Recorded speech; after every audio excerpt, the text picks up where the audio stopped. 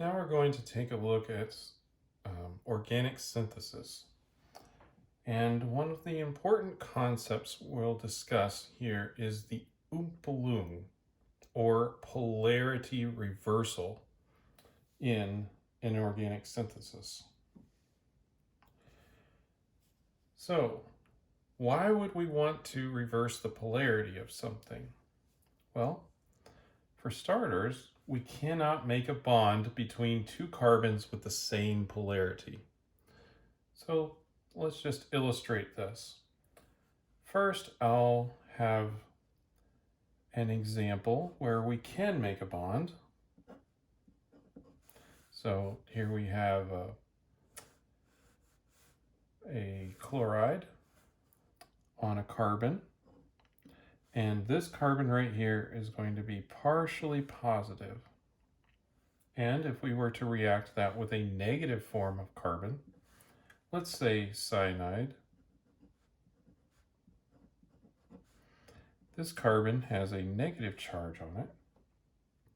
So we can have a negative charge attracted to a positive charge, and we can do a reaction, and in this case, a simple substitution.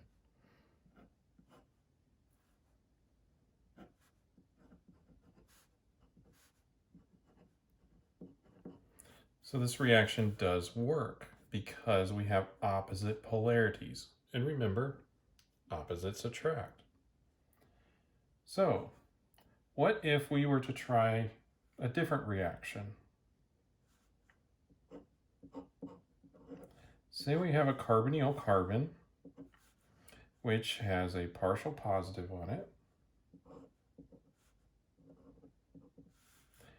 And we would like to react this with a bromide. Now, bromide is a negative, partial negative charge here. I should say a bromoethane, right? So this carbon right here on the bromo has a partial positive charge as well. So these are not going to be attracted to each other.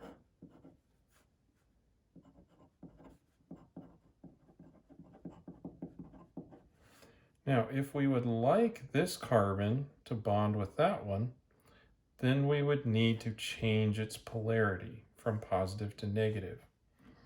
And we've already seen a few reactions that would do this, but I'm going to outline them below. One of these reactions would be to form this reagent into avidic. That will reverse the polarity on that carbon.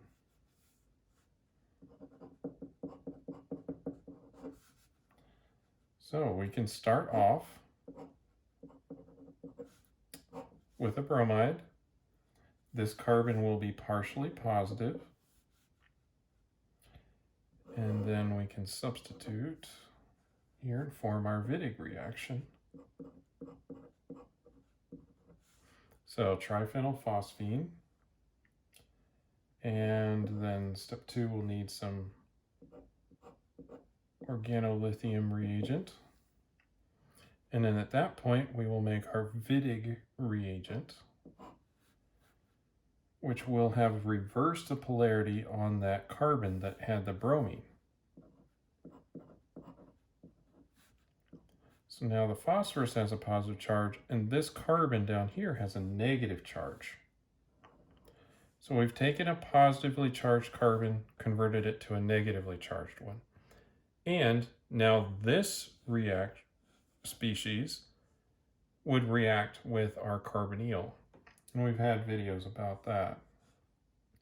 We could also convert this, or convert a bromide into a Grignard reaction, or Grignard reagent. And this is an excellent way of forming a negative carbon from a positive one. So we'll just use this bromobenzene, and we will add magnesium,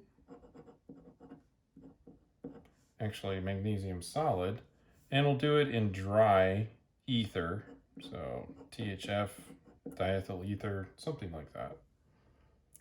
And then we can form our Grignard reagent.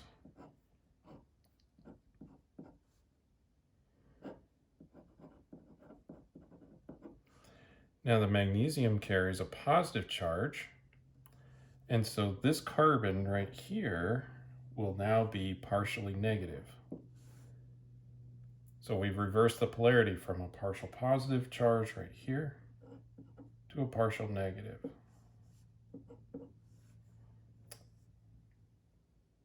Another organometallic type reagents, a couple more that we've discussed is organolithiums or alkyl lithiums.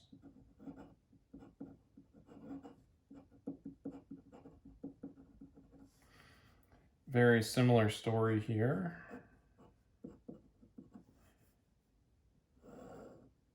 We can form that starting from the bromide.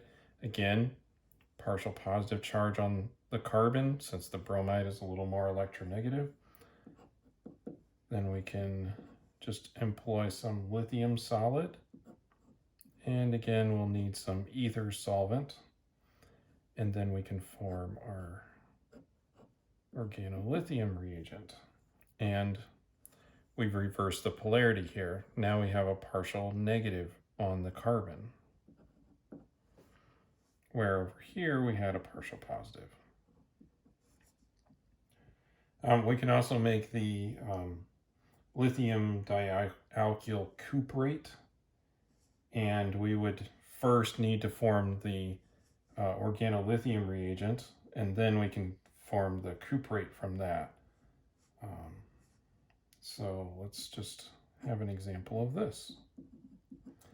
So we start with this, do the example that we had just right up here because we really need the lithium reagent to get this started.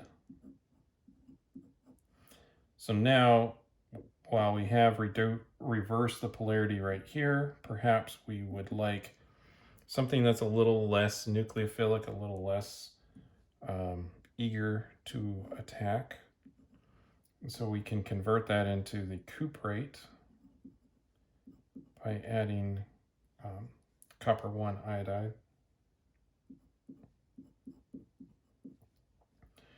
And then we'll have our cuprate.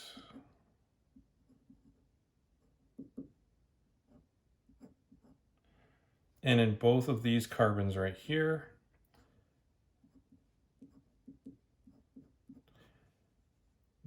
now we have a negative charge on the carbon. So it's important to be able to control the polarity of our carbons. That allows us to expand what we can do with organic synthesis. And fortunately, we have quite a few tools now that allow us to get a carbon negative. And that was something that has been relatively recent in some of these cases.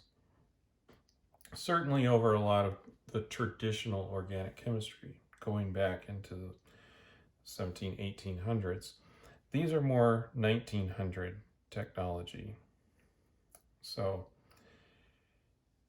opens up a lot of new reactions that we can now do. And we've studied a lot of these, right? Using Grignards to attack carbonyls or organolithium reagents or cuprates as well, and the Vitic. All of these are examples of things that we've done, but we should consider that we have actually reversed the polarity of the carbon before we can do those reactions.